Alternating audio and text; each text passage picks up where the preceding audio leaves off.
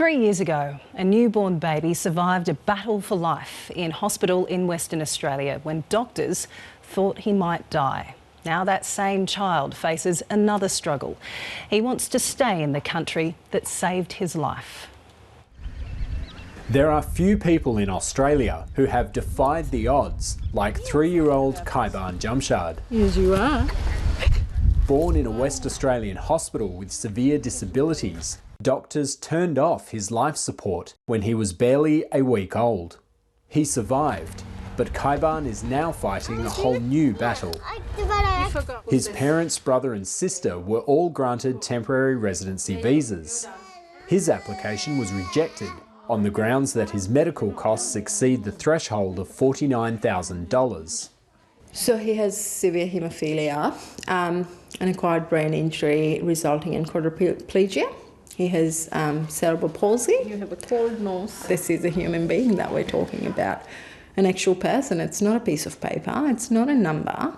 The family's migration agent says that as a temporary visa applicant, Kayban wouldn't be eligible to access most of the health services. Migration regulations stipulate that a person has to be assessed by the Medical Office of the Commonwealth in terms of the costs which would accrue if an Australian citizen or a permanent resident had a particular condition. So the Medical Officer of the Commonwealth has assessed Kayban in terms of what they call a hypothetical person with his same condition. The issue is Kayban is not a permanent resident. Kayban is not eligible for many of the services for which he's been assessed. It is clearly discriminatory. In a statement, the Department of Home Affairs said its processes do not discriminate against visa applicants who have a disability. The current migration health framework is pragmatic and balances compassion and cost containment by having a standard health requirement for visa applicants. An appeal against the Department of Home Affairs decision will be heard at the Administrative Tribunal later this month. If that fails, Kayban's family will need to rely on a direct intervention by the Immigration Minister, or he'll be given 28 days to leave Australia.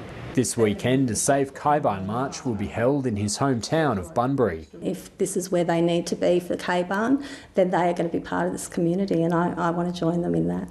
We're not just numbers and statistics.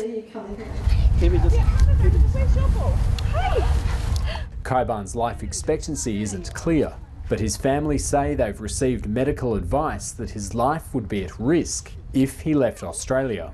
If we take him home, we would be living in that fear that he's gonna die. But if he's here, we can enjoy the time we have with him as a family because we know the care's there. We know he's been looked after, his needs are being met, that he's not in pain, that he's just being a little boy. The department told the family Kayban's case did not warrant a waiver on compassionate grounds. His appeal will be heard at the end of the month. Aaron Fernandez, SBS World News.